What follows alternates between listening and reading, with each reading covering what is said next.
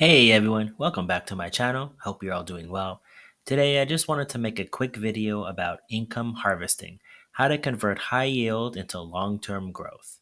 And the idea is to combine the benefits of growth investing and income investing into a hybrid approach that's both agile and tactical. Now, income harvesting is not a new concept. In fact, a subscriber to the channel does this in his portfolio. And it's similar to income compounding, where you reinvest dividends to generate further income. And people have been doing this for decades with BDCs, energy stocks, REITs, and utilities. But in today's financial landscape, there are a lot of innovative financial products, such as covered call ETFs and 1.2x leverage ETFs, and many more. In fact, you don't have to wait to be paid quarterly anymore. You can be paid monthly, weekly, and even twice a week. But instead of taking the traditional drip approach, I created an approach called HYHG, which stands for high yield to high growth.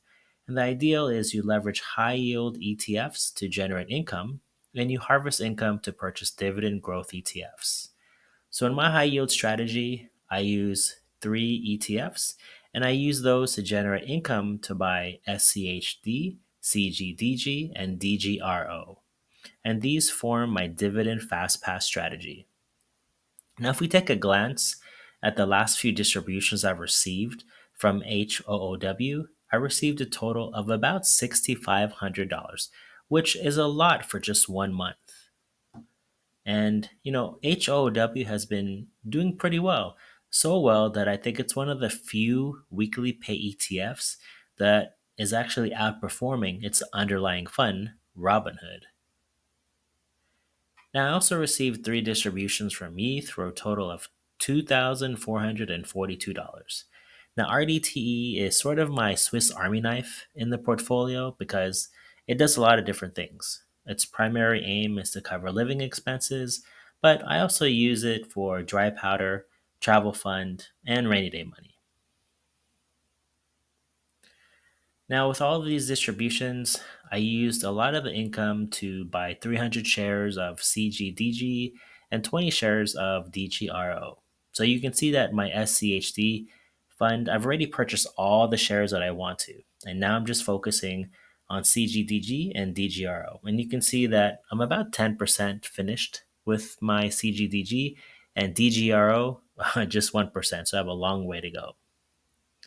Now, if we take a macro view of my dividend fast pass strategy, you can see that I'm pretty close to year two or milestone two's goal. But my portfolio has done so well in the last few months that I actually surpassed that goal and I'm pretty close to reaching milestone three already. So, actually, this portfolio or this dividend fast pass strategy, I might not need 5 to 6 years. I might be able to do it in 3 to 4 years, but we'll see. So, some final thoughts for this portfolio. When you look on YouTube, there's a lot of conflict between growth investing and income investing. And I think a lot of people, I think they just attack each other. But I don't think it has to be an either or scenario. I think you can be a hybrid investor and have income funds, high yield income funds, and growth funds in the same portfolio.